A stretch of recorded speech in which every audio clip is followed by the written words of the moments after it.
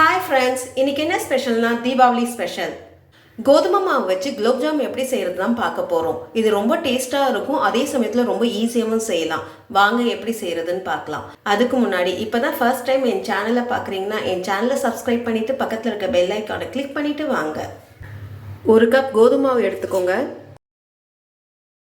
1/4 cup பால் powder எடுத்துக்கோங்க. 1/4 spoon baking soda. 3த்தையும் சேர்த்து நல்லா ஜெலிச்சு எடுத்துக்கோங்க. நல்லா ஜெலிச்சு எடுத்தாச்சு. இப்போ இதில் 1 டேபிள் ஸ்பூன் நெய் சேர்த்துக்கோங்க. நெய் சேர்த்து நல்லா பெசரி விடுங்க.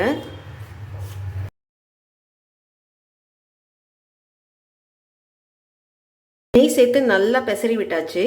இப்போது 1/4 கப் தண்ணி எடுத்துருக்கேன். மொத்தமாக ஊற்றாமல் கொஞ்சம் கொஞ்சமாக சேர்த்து பிசைஞ்சுக்கோங்க.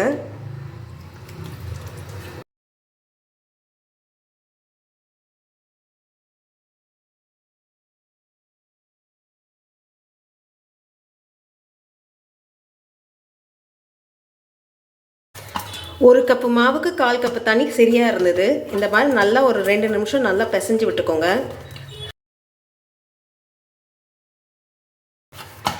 நல்லா பிசைஞ்சு விட்டாச்சு. இந்த அளவுக்கு சாஃப்டாக இருக்கணும், அப்போ தான் நம்மளுக்கு குலோப் ஜாம் நல்லா சாஃப்டாக வரும். இப்போ இது 10 நிமிஷம் நல்லா ஊறட்டும்.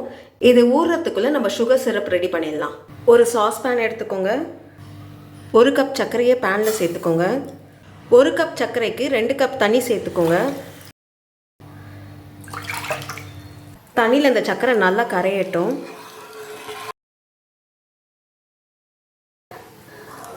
சர்க்கரை நல்லா கரைஞ்சிருச்சு. இப்போது 3 ஏலக்காவை இடித்து சேர்த்துக்கோங்க. 1 பிஞ்ச் குங்குமப்பூ. குங்குமப்பூ ஆப்ஷனல் தான், உங்களுக்கு தேவைப்பட்டால் சேர்த்துக்கோங்க, இல்லைனா வேண்டாம். 1 ட்ராப் ஃபுட் கலர். ஃபுட் கலரும் ஆப்ஷனல் தான், உங்களுக்கு தேவைப்பட்டால் சேர்த்துக்கோங்க, இல்லைனா வேண்டாம். எல்லாத்தையும் சேர்த்து நல்லா மிக்ஸ் பண்ணிக்கோங்க. மீடியம் ஃப்ளேமில் ஒரு 5 நிமிஷம் நல்லா கொதிக்க விடலாம். ஒரு 5 நிமிஷம் நல்லா கொதிக்க விட்டேன். இப்போ அடுப்பை ஆஃப் பண்ணிவிடுங்க. இதை ஒரு ஓரமாக வச்சுருங்க. 10 நிமிஷம் நல்லா ஊறிடுச்சு. இப்போ உருண்டை பிடிச்சிக்கலாம். கையில் நல்லா எண்ணெய் தேய்ச்சிக்கோங்க. கொஞ்சமாக எடுத்து இப்படி உள்ளங்கையில் வச்சு இப்படி ரொட்டேட் பண்ணுங்கள்.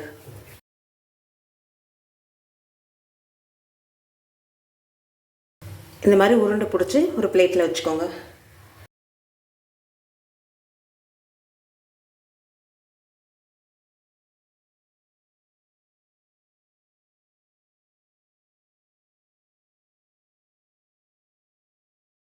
எல்லா மாவையும் இதே மாதிரி உருண்டை பிடிச்சி பிளேட்டில் வச்சுக்கோங்க. உருண்டை பிடிச்சாச்சு. இப்போ இதை பொரிச்சு எடுத்துடலாம். எண்ணெய் நல்லா சூடாகணும். எண்ணெய் நல்லா சூடாகிடுச்சு. நம்ம பிடிச்ச உருண்டையை ஒவ்வொன்றா போட்டுக்கலாம்.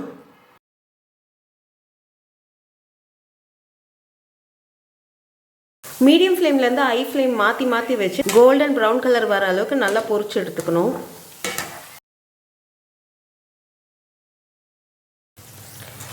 நல்லா கோல்டன் ப்ரௌன் கலர் வந்துடுச்சு. இப்போ எல்லாத்தையும் எடுத்துடலாம்.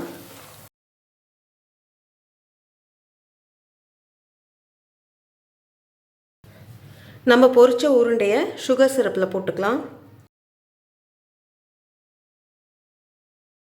பொரிச்ச உருண்டையை சுகர் சிரப்பில் போட்டு ஒரு 3 மணி நேரம் நல்லா ஊறட்டும். குலோப் ஜாம் 3 ஹவர் நல்லா ஊறிடுச்சு. ரொம்ப டேஸ்டான கோதுமை மாவில் செஞ்ச குலோப் ஜாம் ரெடி ஆகிடுச்சு. இந்த வீடியோ உங்களுக்கு பிடிச்சிருந்தா லைக் பண்ணுங்கள், ஷேர் பண்ணுங்கள், அப்படியே உங்களுடைய கருத்துக்களை எனக்கு கமெண்ட் பண்ணுங்கள். மறக்காமல் என் சேனலை சப்ஸ்கிரைப் பண்ணிடுங்க. நன்றி, வணக்கம்.